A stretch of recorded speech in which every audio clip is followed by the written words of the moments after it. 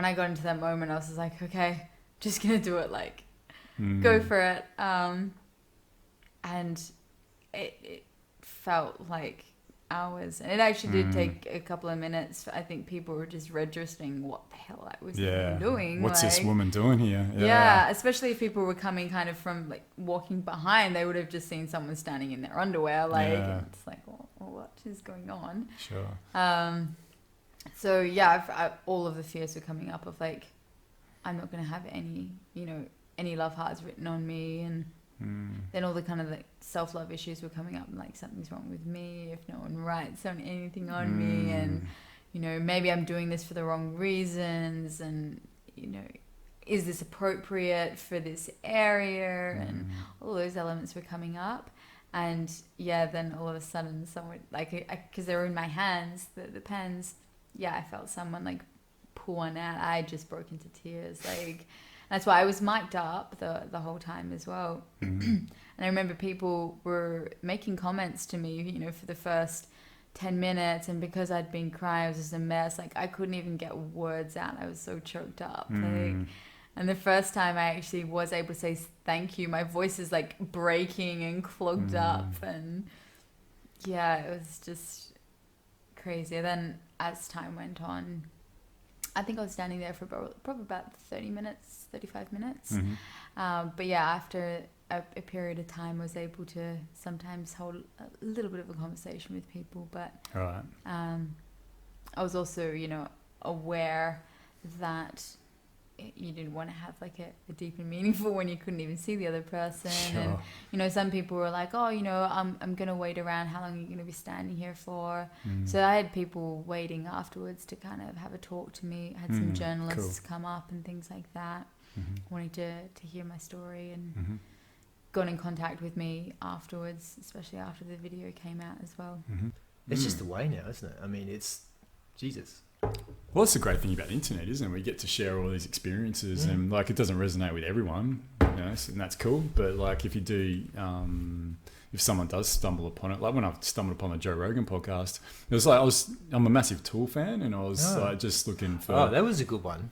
Yeah, the James Maynard Keenan one. Yeah, that. Like the first one he did, I was just looking at different James Maynard Keenan interviews, just going through them one night. I was just bored and just having a look through, and then I come across this one of Joe Rogan. I'd heard of Joe Rogan from like Fear Factor and UFC, but and I started watching this thing. It went for 3 hours, and I was like, man, this is one of the best conversations I've ever heard. That's the thing, man. Like you feel like you're best mates with all these guys. Yeah, then you catch yourself out, it's like, but it's brilliant. Yeah, definitely. I remember the first one I saw, because I got into it through, just UFC crazy, and then all of a sudden I come across it. But I remember I saw it, and it was just him in a back room somewhere with Diaz. Right. And I just thought it was a piece of shit. Because I only saw like a small segment of it. Yeah. And nothing was happening, and they were just talking just shit. Joey Diaz? Yeah. Yeah. And nothing was going on. I watched about like 20 seconds of it. And I thought, whoa, that's fucking weird. Yeah, right. And I didn't see it again for about like, I don't know, half a year or something.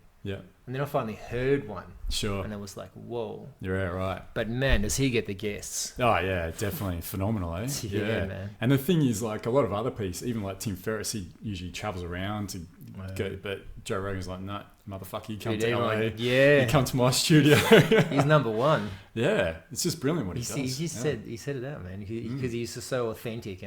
But that's what it is, though. No one can have a conversation like him. his bullshit detector is so. Oh, you got to respect. And that's why people respect it. Yeah, man. definitely. People like he's just got the crowd, because everyone goes, "Well, Joe thinks it's," he'll call people out. Yeah, and it's through podcasting that he's been able to do that, and I really found that with myself as well, because like you'll find like we're going to be talking for the next 45 minutes to an hour, like eyeball to eyeball. You really get to like get an understanding and appreciation of the other person, and I feel like with him being able to do it for like 3 hours at a time.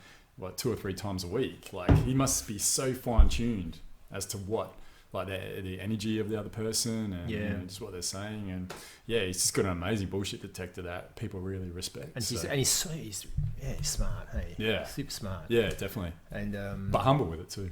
Yeah, but that's his thing. Like his comedy, but his ability to converse, definitely, brilliant. Boy, can he hold a conversation?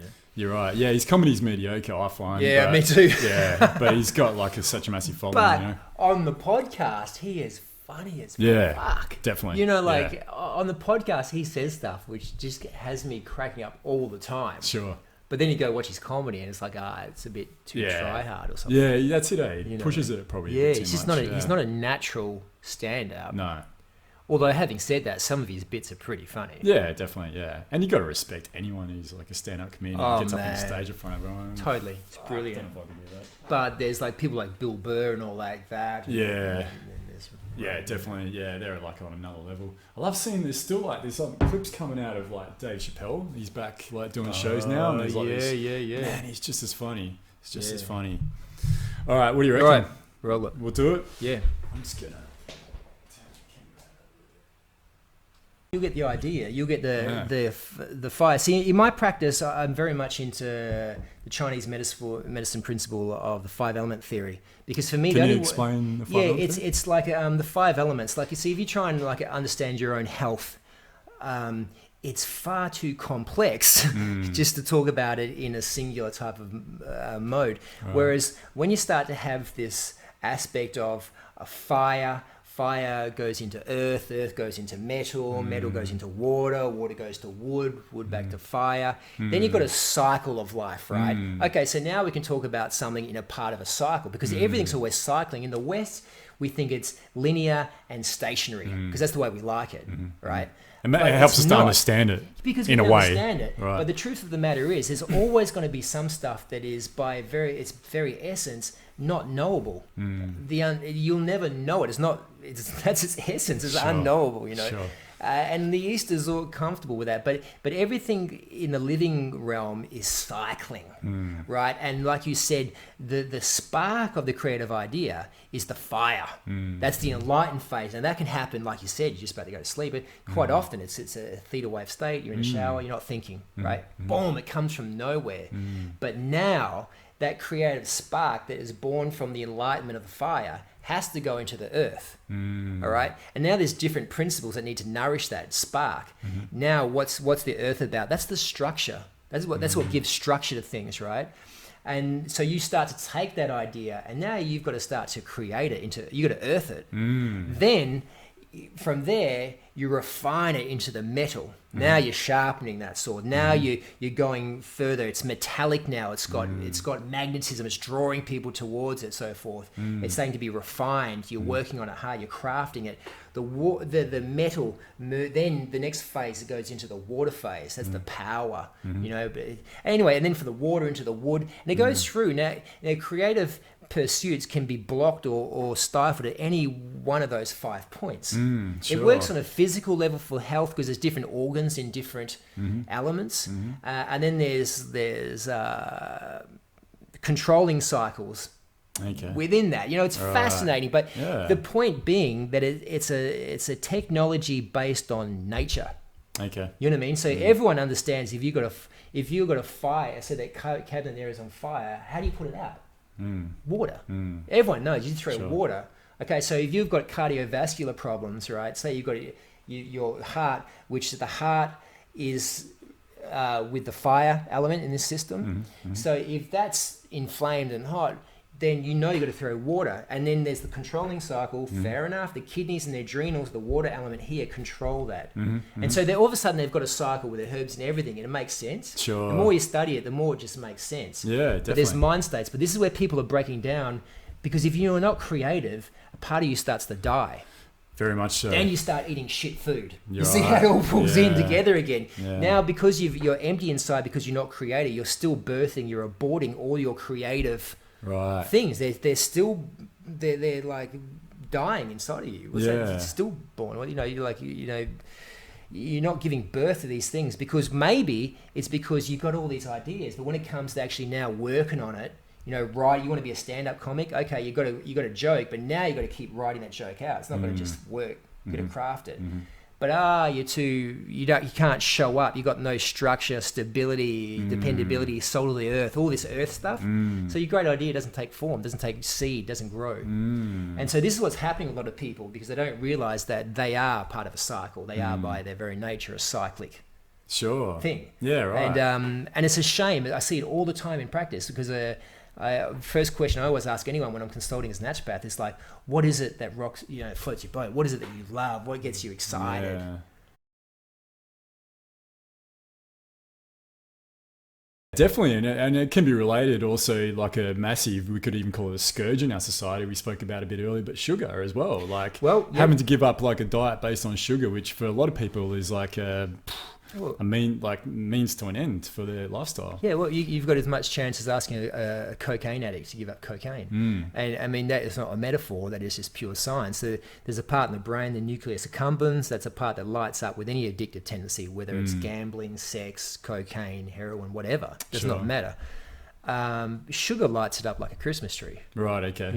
It really, and like I was saying to you before, the most dangerous drug is the most ubiquitous, but the most sort of, that's not a drug, it's just sugar. That's nothing. Really? Because when you look at the diseases it's causing, the mental states, it's a heavy drug. Yeah. And we've got our kids just jacked on the stuff. Sure. But we don't think it's anything. And like I was talking to someone the other day, you give it another 10 years, we'll be looking at sugar in our commercial food chain the same way as that back in the day when there was heroin and cough syrup. Yeah, when there right. was Coca-Cola was cocaine and cola nut. Sure. We look back on that now and just laugh. Yeah. But we are doing the exact same thing now with having so much sugar around. Right. No doubt about it. It changes your emotional state, changes your biome faster than anything. Very inflammatory.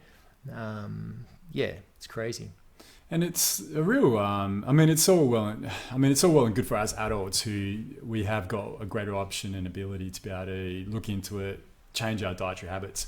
But like when you look at the children and us like really enforcing this upon children with advertisements, making it, seem like it's like some sort of wonderland to go get this sugary snack or, and it's something that I've really been sort of thinking about, even struggling with of late, is like, how the fuck do we just we're sitting back as a society and just allowing this to happen, like allowing marketing. Corporatocracy, man. Corporatocracy. It's fast food, KFC, and you don't need the glitzy advertising. It is a drug.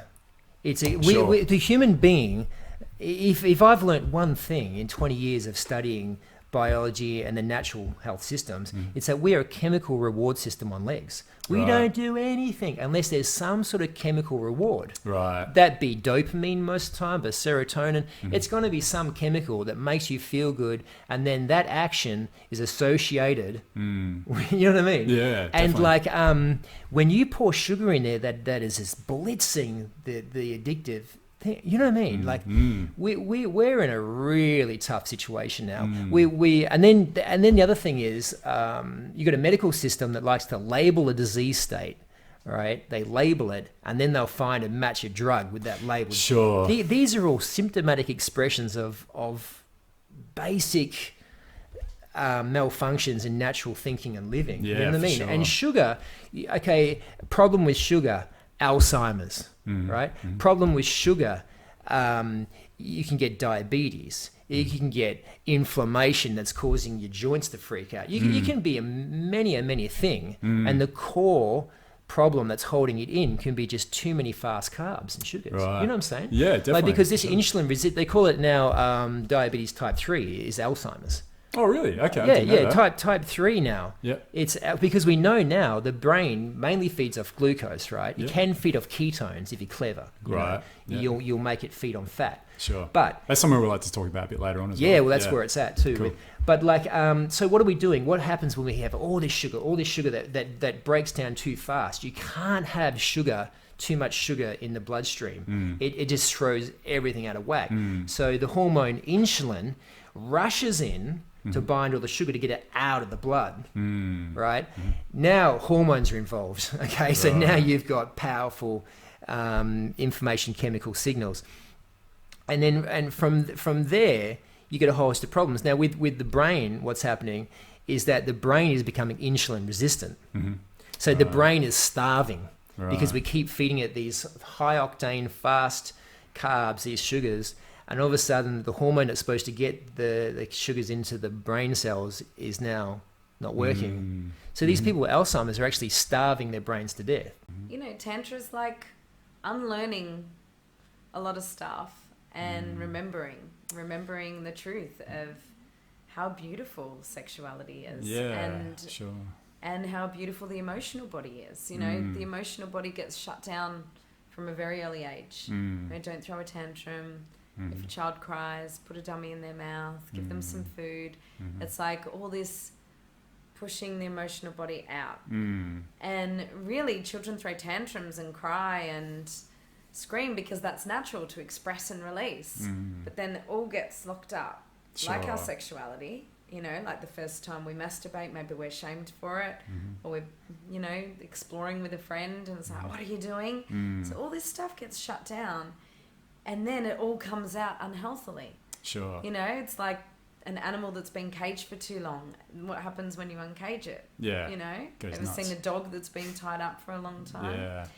And then, you know, you walk into nightclubs and places where people are taking drugs and alcohol and suddenly it's okay to be sexual. Right, you know, we've got an excuse. We're off our faces and then the animal's released and I find it sad. Yeah, there's not much mindfulness in the way that we approach it in a public domain way. I've never thought about that, but you're spot on. Like that when it's got to do with the realms of alcohol and drugs, and all of a sudden it's all okay. But if it's just in a normal, or shall we say normal conscious state, then there's still that shame attached to it, and people become quite afraid of it. Yeah, and that's, you know, the beauty of the spaces that Tantra workshops provide is that people can express that. Sure. And it's okay to touch someone with consciousness and presence and be sensual. It's okay to be vulnerable. It's okay to scream. It's okay to cry. And there's a space there that says, be your authentic self. So yeah, it was definitely through yoga and my yoga practice that sort of really stepped me forward into realizing, wow, we're not just this physical being. There's like energy, and the movement and the energy was, it just really resonated with me. So that's probably about 5 years ago, and I started a really solid, consistent Bikram yoga practice. Right. So yeah, very drawn to the hot yoga. Sure. Very yang. Like today, it's very hot here today. Very hot. Yeah, it's like, in my element. And it was, working in the city, doing full-time graphic design, and just sitting at the desk all day, and there's that whole sitting syndrome that's going on. And after being very active, and when I first moved here, I was working outside, I was working on farms, and it was such a big shock to go back to that desk work. I was looking for something else. Sure. And that brought me to the yoga. And then that just opened the whole world of energy and chakras, and it was amazing. Is that something you knew much about before that? A little bit. I've always been really interested in like holistic healing, and even from a teenager I used to use like homeopathic remedies and essences and you know how you kind of dip in and out of things. Sure. Yeah. But it was definitely 5 years ago, doing yoga shoved me onto this path with a great big push. I loved it so much, went off and did teacher training, and became a yoga teacher, and that was just in my element. And it was definitely one of those things, like when everyone asks, what's your life purpose? How do you know what your life purpose is? It's always been teaching for me. And that came through as well. It was like teaching anything. Sure. Yeah. And that was really strong. Right. And then it was, probably had been teaching for about not even a year. I can't remember now. Linear time, I lose it. And that's when I was introduced to our lovely friend Shelley, who introduced us, who is my Reiki master. And then from there, did the Reiki level 1, and it was just like, wow, I've done this before. You know, something feels really familiar and really natural and really easy. Right. And I wasn't quite understanding what was happening, but it all made sense.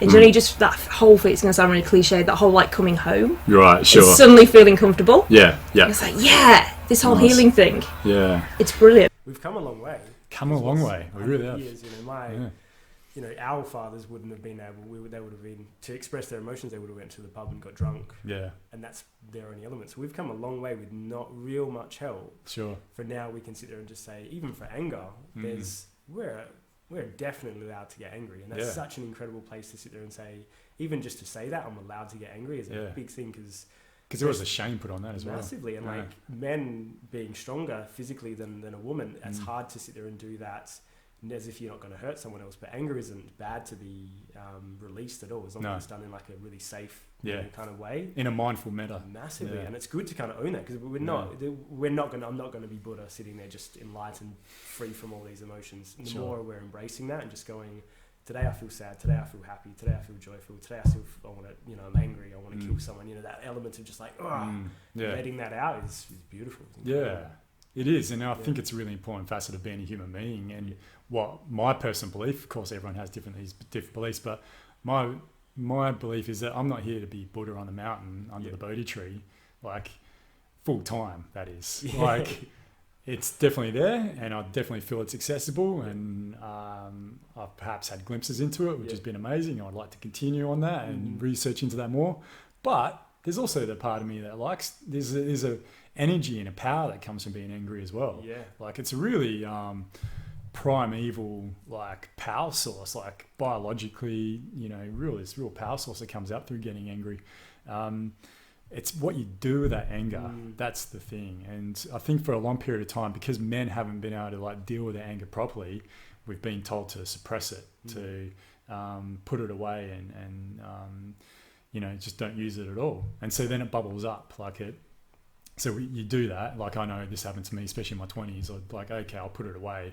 And then once every 6 months, I'd just go berserk. It's I think that's how we've all done it. I think this last probably month or 6 weeks is the first time that I've actually been supported, had a really like tricky, frustratingly, really aggressive time. Moments kept coming up to me that obviously led me into a place of like genuine anger, and I validated as well, which was okay. For my ego to sit there and say, yeah, I'm angry because of this stuff. But it was the first time that I was actually embraced by a brother and said, like, feel angry, like feel pissed off, feel all of that. And before that, it was never been that case. It's been like, if you're getting furious, people will walk away or judge you. There's something wrong with me. And there's no.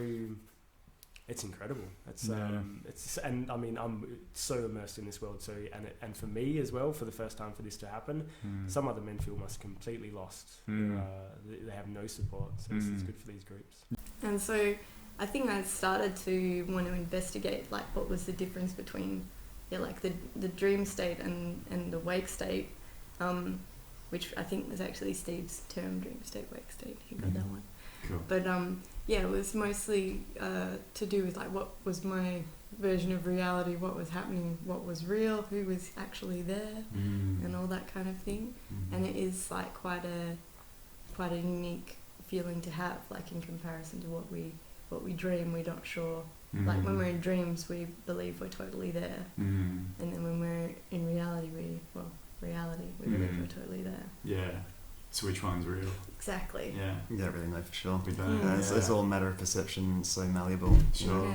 And so this series that you shot in Iceland was really like a series of episodes looking at that very subject. Yeah. What is reality? We have a dream state that we're aware of, and we have a wake state that we're aware of. But what does that mean exactly? And how do they interlink as well, I'm assuming? Yeah, and we're just kind of just exploring that, because it's something that's so esoteric, but I think everyone kind of shares, everyone dreams and everyone exists in this reality. I guess some people sure less than others, but being in a place like that, which is just so removed from, the regular, at least in our perspective, our reality. Yeah, like the red sandy deserts and bush and dry. I guess dry so. land. Something we're more comfortable with. And Iceland is so wildly vast, and it's, to us, feels unreal.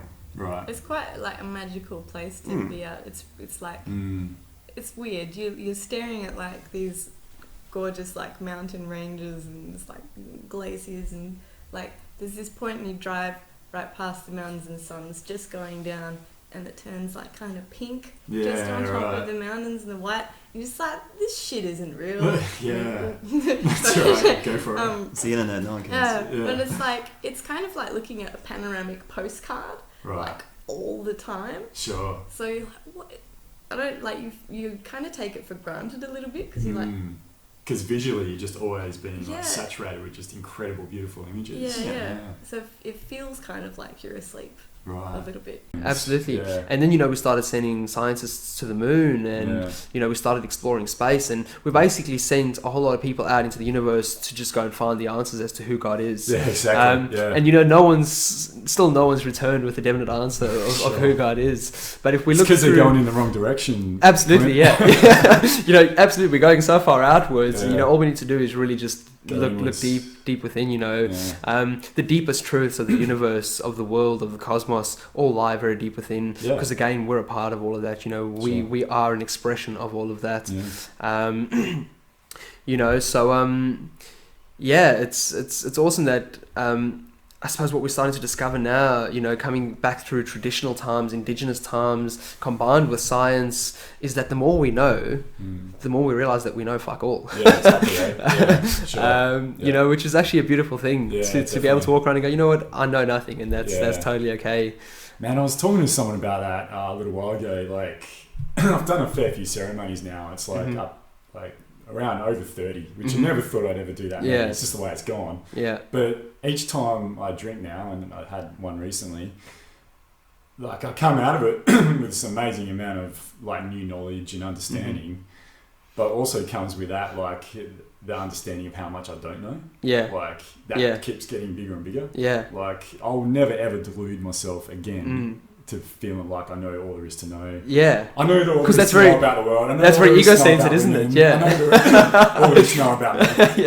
Not at all. Nah. Barely scratch the surface. Barely scratch the surface. And it's like an iceberg. Like the more you see of the top of the iceberg, like obviously underneath has to be larger and larger. Yeah. That's just the way it works. Totally, it's very much the same way with our knowledge and understanding of ourselves. I'll just really touch on the fact that all of this is a beautiful game. All of this is a beautiful dream. I'm really starting to see that very clearly.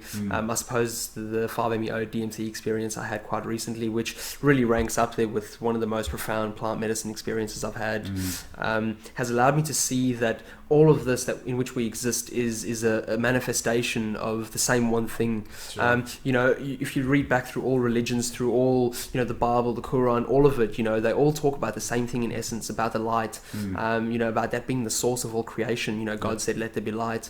You look at the things Jesus taught, the things he said, when you strip back all the dogma, when you strip back all the, the bullshit that's been added on, the essence of it is really about knowing thyself and knowing that all of this is just a game, and we get to partake in this game. Sure. And when you can understand that and science proves it, that you are 99.9% space. The atomic structure is made up of 99.9% space. And when you can drop into that space and feel again how significantly insignificant everything is, you can start to play with this reality. You can manifest, you can create, you can create a life for yourself in which you choose to exist, a life that makes you happy, a life that brings you fulfillment. But that only ever happens when you reach a point of conscious, because then other people say, but then what if a person wants to create a life that then doesn't necessarily suit someone else, or put someone else down. Sure. But being able to create the life you want, being able to live the life you want to live, also comes with a great deal of consciousness, of awareness, and with a great deal of consciousness and awareness comes a high level of compassion for other people as well. Sure. So when you're creating your life, you're creating through a space of love and compassion for the world and awareness of the world. Absolutely. Yeah, for sure. Yeah, because a lot of our motivations at the moment push us in towards actions that aren't good for the world around us at all. We're like blind. Yeah, that's just the definition of awakened. Like awakening is just being awakened to yourself and the world around you. There's nothing. I think we put the term awaken on a pedestal as being like this thing that only the Buddhas of the world. But it's not at all. It's totally not. Yeah. To be awakened is nothing more than just being aware. Yeah, that's all it is. Absolutely. Yeah, and just being more aware of yourself. Yeah. And we're all experiencing that now. Again, that's what's happening in the world. The whole world is awakening to itself. We're awakening to the essence of who we are, and it's fucking awesome, man. Yeah. It's fucking awesome. I mean, that's definitely a high aspiration for society. One of the higher aspirations for society, that we can come back and harmonize with the earth. Sure. And along the lines of surrender, for sure, like you said, the school is going to be a training ground for surrender. And we use surrender as synonymous with openness. Right. And synonymous, like all of these terms we use them interchangeably for pure awareness and the present moment. So surrender is not just letting go of external situations, or not just letting go. Of course, these are the partial surrenders Okay, that we sure. speak about. Yep. So partial surrender is letting go of particular circumstances. And what that leads to is a full surrender, which is a complete presence in the moment and a mini awakening. Right. Where your eyes are open to not what you thought and what you were doing and what you needed, and everything that the partial surrender is trying to let go of a little bit. Hopefully that leads you into a full surrender, which is a pure openness, which is a pure awareness, and which is just a direct experience of the moment as it is. And you can't just live in full surrender all the time, but maybe we can. Possibly. Maybe we can. Yeah. If our environment dictates it, perhaps, or not dictates it, allows for it. Yeah. I've learned to now step back a little bit and just honor other people's experiences, because if I try and actively change everyone's life path, I don't know, like, it just doesn't seem right, you know? It doesn't seem right to just project my opinion and my views on somebody else's life. I mean, they're perfectly entitled, they're capable. If I go around telling everyone what to do, what am I saying? I'm saying that I know better, that I'm somehow better than these people, and I don't want to do that at all.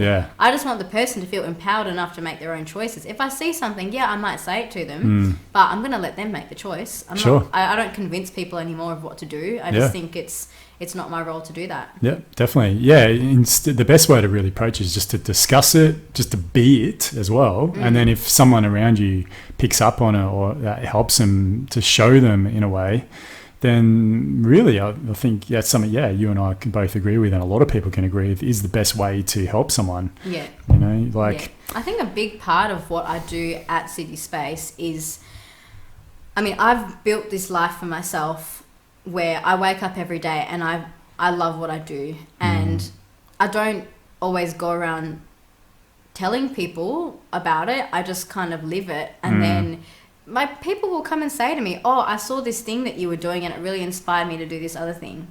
And just by me being myself, I think I'm just naturally influencing people around me. I think people are just seeing what I'm doing, and then they're taking parts of that. Yeah, sure. And it's very different from if I were to stand here and, you know, shout in everyone's face, hey guys, look at me, look at what I'm doing, this thing is amazing.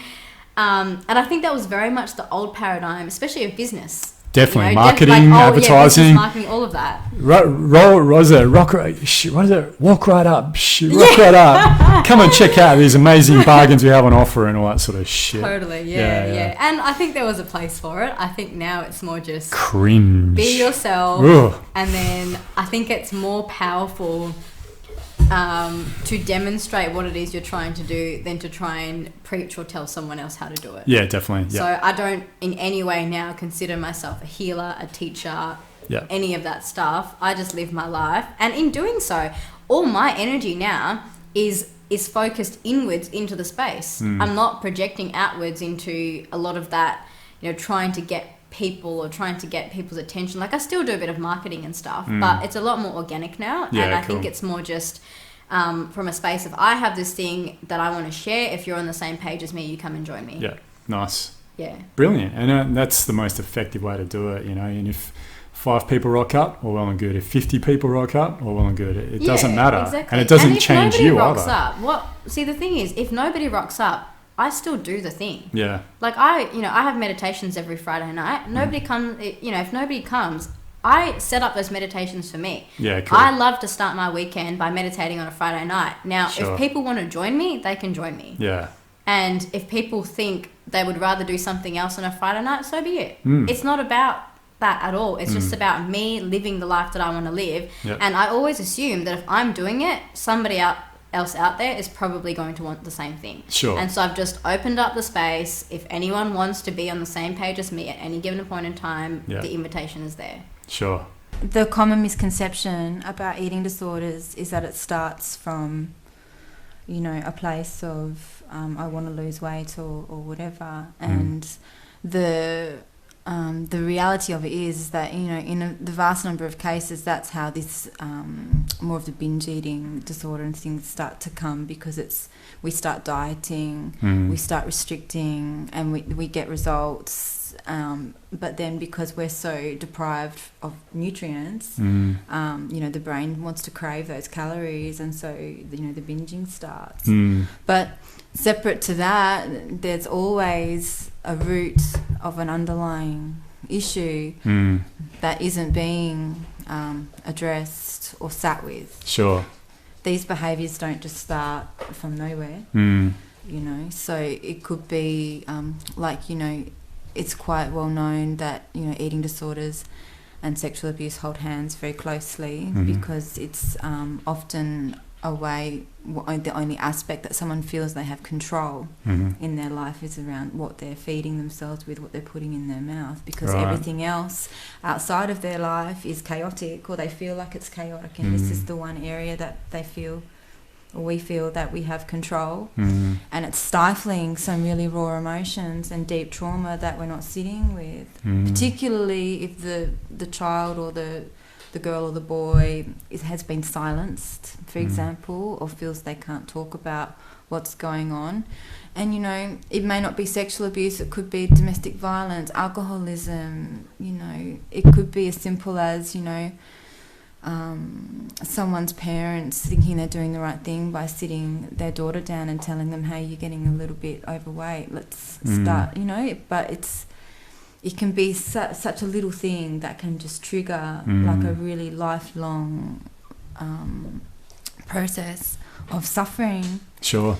And, you know, but one thing that's very common, you know, with anyone that has these eating disorders is, you know, and I know you've had podcasts about this before, is like gut flora, you know. So if we're not methylating properly, we are more susceptible to attracting these kinds of behaviours and these addictions. If we're already starting from a place where we're starved nutritionally as well as starved emotionally, then, you know, that's also a recipe for a lifelong, you know, difficult relationship with food. You know, but then you've also got like society's conditioning as well, where food is just abundant everywhere, like through advertising, and we're often told that we can't have things, or that it's gonna make us fat or whatever. And even that word fat, the charge that's on it is you know, is incredible. So for me, it's like, it's multifaceted.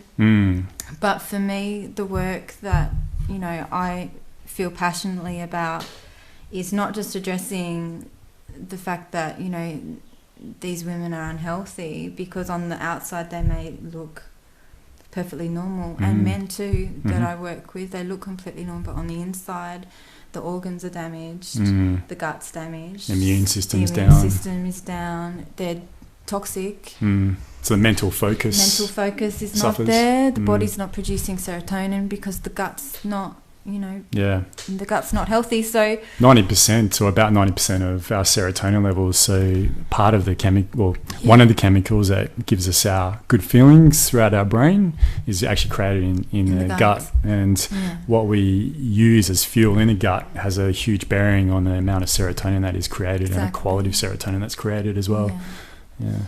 And but for me, before I even look at or talk about anyone about their gut or whatever, it's around, well, emotionally, what charge is there, and where is it locked in the body? Sure. For the work I do, but also it's where is the root of where this started, because that's where the healing starts. I'm not saying go back there and dive into your pain and suffering and you're having to relive all this trauma. It's not like that. If anything, it's the opposite. It's about going back to that place and simply just allowing ourselves to feel what we didn't allow ourselves to feel, and then we let it go, you know. Release it. We release it and we take the charge off. And then we can be in a position of gratitude for that experience, because it leads us home. It leads us to our heart. It leads us to ourselves, God. You know, so for me, any eating disorder, any addiction, compassion heals. Mm-hmm. We can talk about the science about what someone should or shouldn't be doing around nutrition, but the food isn't the problem. The food is the drug. The food is the stifling. Sure. I want to know what they're stifling. Yeah, because it's great to change dietary behaviours and all that, and it is possible even if you're still carrying, I guess, some sort of residual trauma that's manifesting in needing to use food in this way.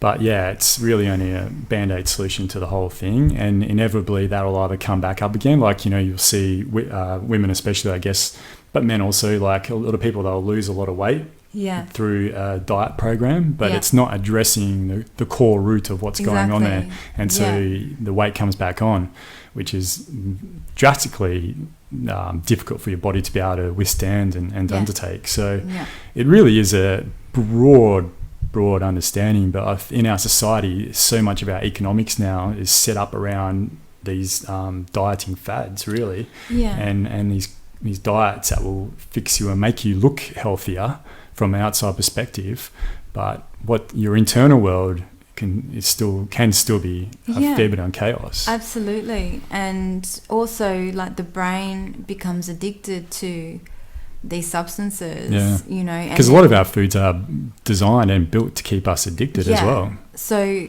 cane sugar is a prime example that lights up the opiate receptors in your brain like nothing else. And so and that's why, like, when we eat sugary food, for that tiny moment we feel relaxed, because that's what happens, like, in the brain. It's the same thing that happens when we drink Diet Coke, for example. It's very similar reaction that goes on. But, like, if I was to say to someone that comes to me, on the surface with a weight problem, whether it be, underweight, overweight, or thinking they have a weight problem but they don't. When they don't, So there's also that, like, the body dysmorphia thing. If I was to say to them, okay, well, now I want you to stop eating A, B, C, D, and E, and here's a nutrition plan program, the only word they're going to hear is diet. Sure, yeah. And it's just putting them back into that cycle of deprivation. So that's not what we want to do, because that's the behaviour that they've been stuck in. And the really common misconception as well with people with eating disorders is, a lot of them, any woman who's been on a dieting journey, which is many of us, but people who really take it to, this is all consuming, we know everything about food. Sure, yeah. We've done the research, because if we can find something that's going to give us a quick fix, or that's going to make us look more beautiful, or it's going to, coming from that place of ego and vanity, like, a lot of these people already know this stuff, so that there's no point me sitting with them and saying, this is what you need to do and cut out sugar. They know. Sure. Yeah. It's not that we're talking about dumb people here. Exactly. It like, stretches through all facets of society. All facets of society, and athletes, everything. Exactly. Yeah. And it's, and for me, that's why I really want to bring this particular, like, problem to the surface, because, if someone is addicted to cocaine or crack or whatever, there's a helpline you can call. Yeah. Or you can, go to someone, if you're in a place where you want to seek help, like, the help may not be particularly good, in the society we live in, but that's very feasible.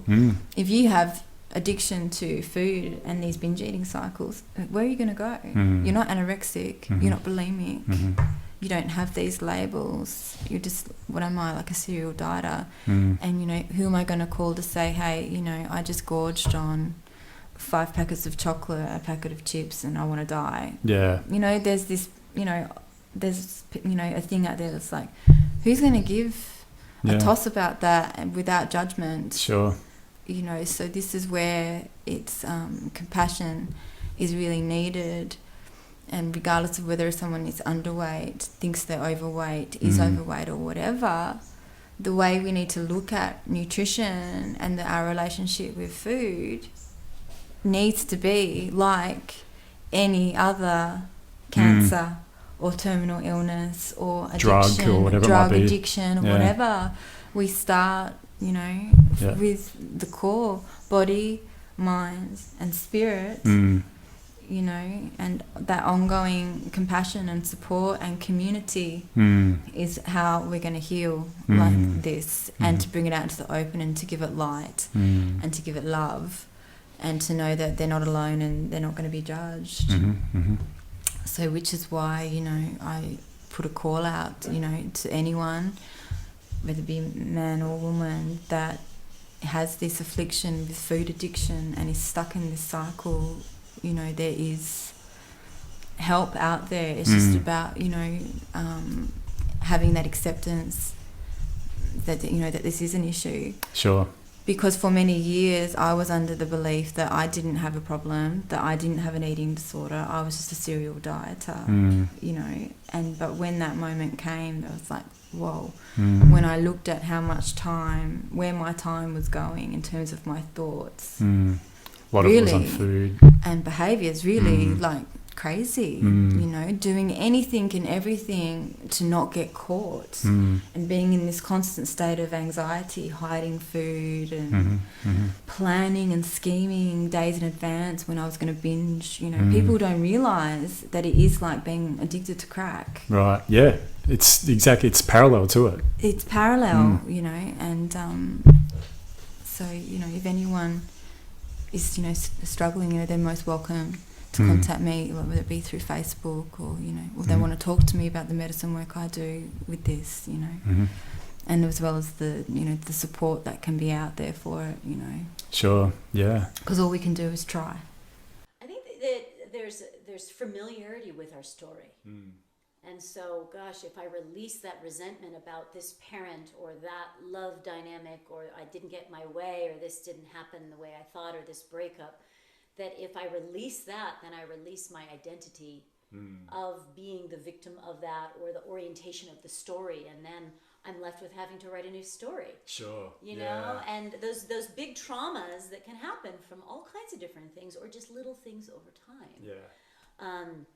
If we're going to reset, then that's the way to just being able to release those things that don't really serve you anymore. And I put something in its place. That's why I call that shamangelic. Is the shamanic experience is meant to go into the dark shadow. The shamanic experience is meant to take you to that place of where you're afraid to feel, and where you don't want to look, and where you're just avoiding or sedating. You know, we have so many ways in which to sedate and ignore and distract ourselves that are all socially acceptable and reinforced. You know, and you know, to look at it, not to dwell in it, but to look at it, feel it, and then release it, then really does give us the opportunity to say, well, who am I outside of this story? Yeah, sure. And what am I going to do now? Yeah, because we do love our stories, don't we? It's something that culturally is ingrained with us, and we don't,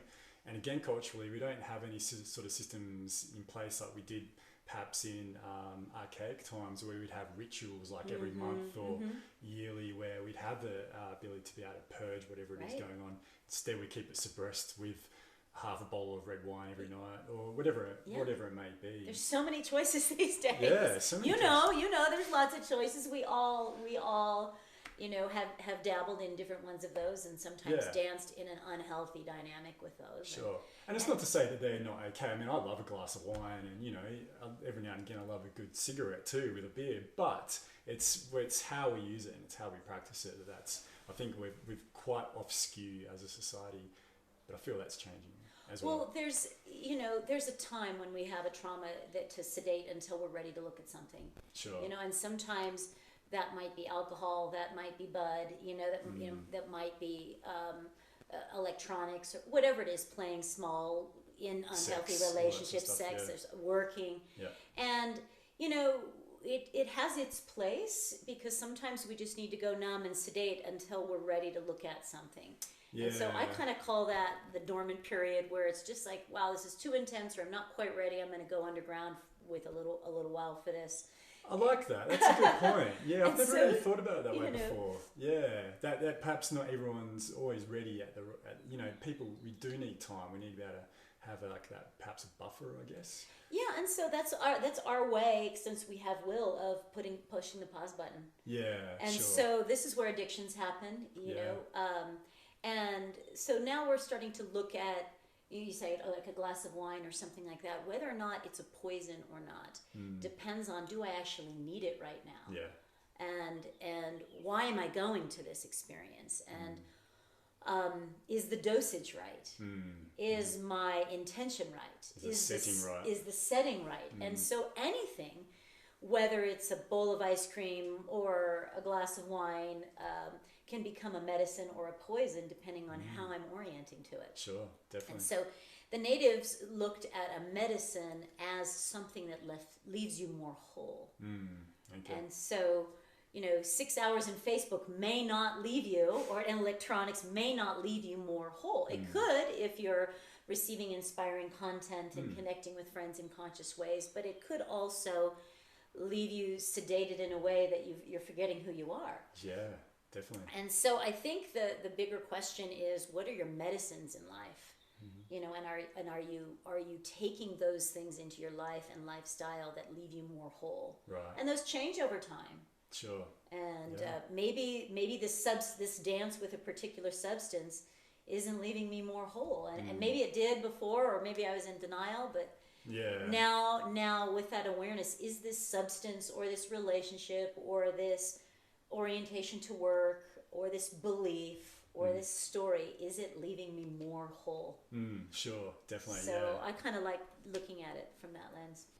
And so giving some credit to those, we're here with this level of freedom because, and are able here to speak about this because our bloodline, our grandparents and all on up the bloodline made some really hard decisions so that we could survive. Yeah, definitely. So now our option is to say, okay, well, can I make their suffering worth it? Sure.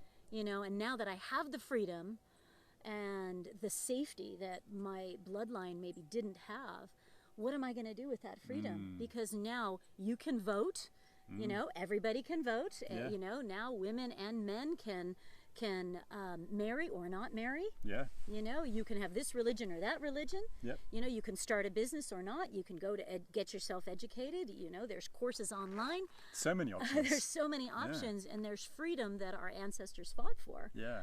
And so how can we take that work ethic of being strong and endurance, but now apply it with downloading and implementing the new paradigm? Sure. And realizing that the old paradigms were for that time and war was about survival. Well, now there's enough. Yeah.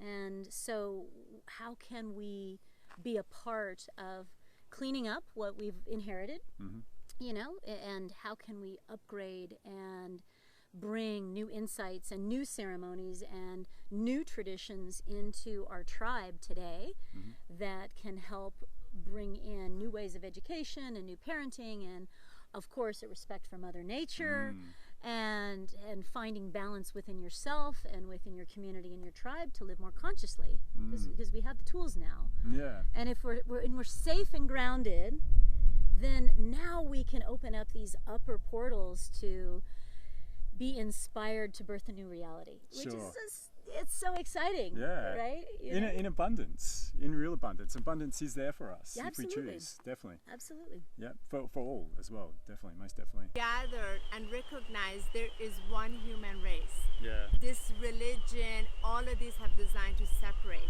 They have their point, but now it used to serve its purpose 2,000 whatever or 5,000 years ago. In this consciousness of the planet, every single person has complete access to divine truth within your own heart. Your Merkaba field, you have complete access to infinite consciousness. You do not need anything on the outside. Even the plant medicines are there to help support you, but they have their also power, but everything is within you. It's just there to show you how infinitely incredible and brilliant this human incarnation incarnation is. This is the highest level of divine creation. Yeah. And then when you come to that, you recognize that in another, and another, and another. But when you come together, you allow the energy to be celebrated through you, and you're stronger together. Sure. And you're able to allow the light move through you and share it with the whole consciousness. So you're not going to be judging another. Yeah. You know, you're not going to be pulled into these fields and allow the energy of fear take over you. Right, exactly. And I feel that's what it is. As long as you still have fears in you, you are contributing to that collective energy. But the more you withdraw and you start really diving inside and facing the fears, by recognizing the fears are little, like they're two-year-old toddlers. Yeah. They just haven't been heard. Yeah, exactly. They just want to be silly. heard. Yeah. Like, it's been like mommy, mommy, mommy, mommy, mommy, and you've been ignoring it, putting in the little child inside in the closet for like 20 some years. Yeah. It can't tolerate it anymore. Right. And so it wants to explode. Like, just, it can no longer tolerate it. Sure. So there's that energy of like harshness coming out. Right. Because it wants to clear. The energies want to go back to motion in the energy field, in the emotional body. So not just, we've been taking care of the physical body. We've been sort of like obsessed with the mental body, denying of the emotional body, particularly the men. But now the etheric body and spiritual body, you want to be balanced in all bodies, and this is where we're going. Yeah. Oneness energy. Exactly. Completely. Jumping on hooker. Because okay, I know everyone's getting tired. We've got dessert to have. Oh, okay, that's... Oh, good molded anyway. Okay. One more and then you Not can just have any old dessert. dessert. This is Tash is like one of those 3-year-old kids when you pick them up and they go one more time and you do it one more time and they keep coming back for one more time. Wolfie. It's been a video again. You gotta put Wolfie in it. Yeah. Adrian, you've got to come, like this one's just all of you pop up. Oh, when? What time? In the Adrian Snary Unlearning bit. Same time as Dahi. Same time as Dahi. So when Dahi pops up. Yeah. Yeah, I'll so pop up. we're now we're popping up at the Adrian Snary Unlearning. He's ready to go. Look at him.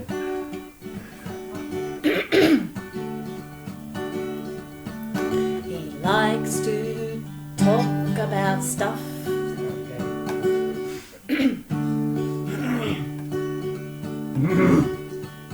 He likes to talk about stuff.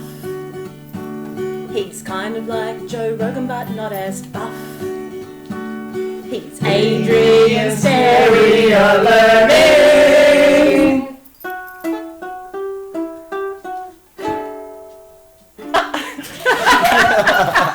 That was the best. Oh, that's good. Okay. Okay, there's gold in there. There's absolute gold.